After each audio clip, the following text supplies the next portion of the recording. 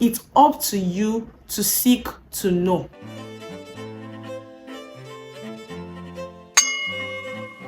Hi everyone, welcome back to my channel. It's your favorite girl, 𝗲𝗵, and it's been a minute I sat down here to do a sit down video, and I'm happy to do it today because I have missed talking to you lot. I'm sure you have missed me too on your screens. Yeah, you have. I know you are shy to admit it, well, don't worry, but since you're here already, please do well to subscribe if you've not already done that, and like this video because I know you will like the content. Today we're going to be talking about the cost of ignorance. Yes, you heard me right. Somebody once told me that ignorance is bliss, and we went back and forth, and we both agreed that in some cases ignorance can be bliss, but generally speaking, ignorance is not bliss. There is no medal for best in not knowing. And then they're going to give it to you that, this person didn't know, so let's award them. They don't know. It's a different thing minding your business and not just knowing what the business is. Do you understand? So if you live in an environment, you want to know what is happening around you.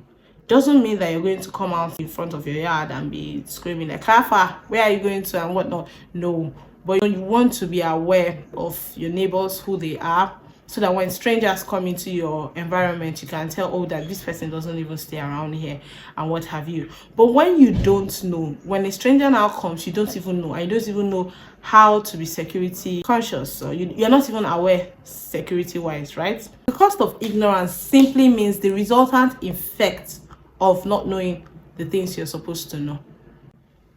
What is 𝗲𝗵 rambling about? Stay with me. The way the world is set up, when life is lifing and things are just happening goes left, right, and center, nobody is going to say, hold up, oh, this person does not know, let's spare them. If there's a hurricane coming and they've announced, the weather people have announced that let's evacuate the people living here, or because hurricane is coming, and you didn't hear it, whether you heard it or not, the hurricane is going to come.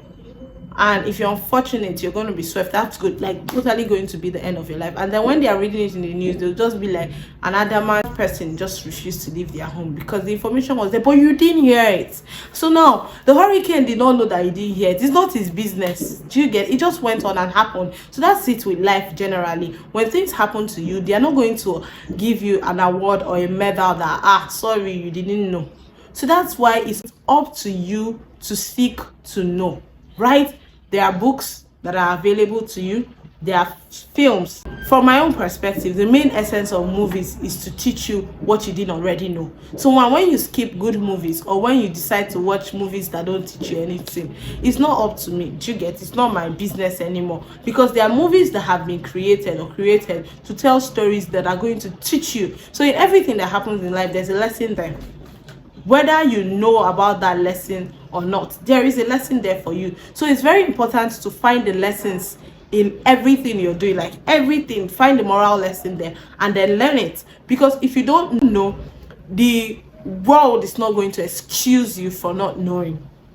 Okay, a lot of things that end friendships or end relationships is simply ignorance. I didn't know how I was going to treat them, or I didn't know how to act differently.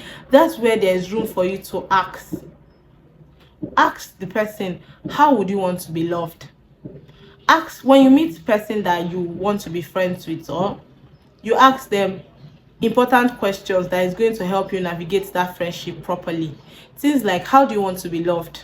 Because I love you and I want to show that to you. So you ask them how they want to be loved. How do they know to receive love? I promise you, a lot of people have not sat down to think about these things in their life before. So when you ask it to them, it's going to be shocking, like, what's this one saying? But you give them time to think about it and come back to you with the feedback. Because if a person does not know how to be loved, you can't even love them right. You keep doing things amiss. But if they know exactly how they want to be loved, then you can give it to them how they like it. The second thing is navigating life more easily. That's what the bane of this channel is anyway. If you are aware of a lot of things, it's going to be easier for you to know what to do part-time. If you read a lot, when you go to a new country, you somehow must have read something about that country in the time past, so you almost always know.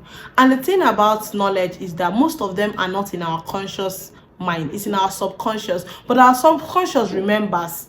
Okay, so when you are faced with that problem, or when you are faced with a challenge, your knowledge bank is what is going to help you.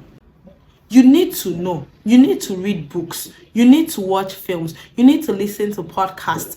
Then you will see people who have had different experiences other than you sharing their experiences, and you're going to pick a thing or two from them. Now, it doesn't mean that because you've seen somebody you like and you follow, anything they say you're going to collect it hook, line and sinker. Sometimes do your fact checkings. Yes, sometimes if I read a book and they talked about a character and it's not fiction, or they talked about a place, I try to go do a Google search, do a research on that place, that fictional character. Is it real or is it proper fiction? I can even go as far as reaching out to the author and asking them, well, don't be annoyed, this thing that you wrote about, is it like a figment of your imagination or it actually happened? Do you get? If I'm writing a story about my place, for example, I'm going to try to make it 80% real.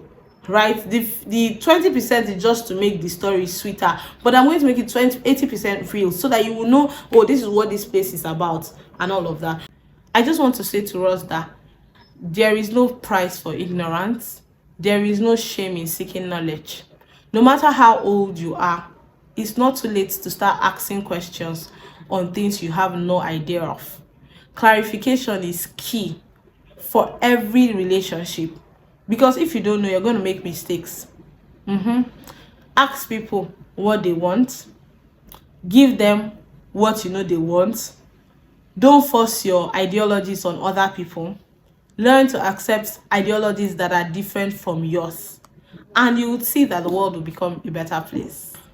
Thank you so much for joining us this week. I hope to see you next week. Next week we're going to be doing a bougie lifestyle video. I'm sure you want to see, so please come back and do me a favor, tell your friends to subscribe. Joe, please, I hope to reach 1,000 subscribers by the end of this year. You can make that a reality for me, please, I'm begging, I'm serious. You know that my contents are sweet, you know it. And if there's something you think I should be saying that I'm not already saying, write it in the comment section. While you're writing that, if you've had any experience with ignorance, where a case where you didn't know about something and then there was a negative impact on your life, please share it with us in the comment section. We'd love to hear it.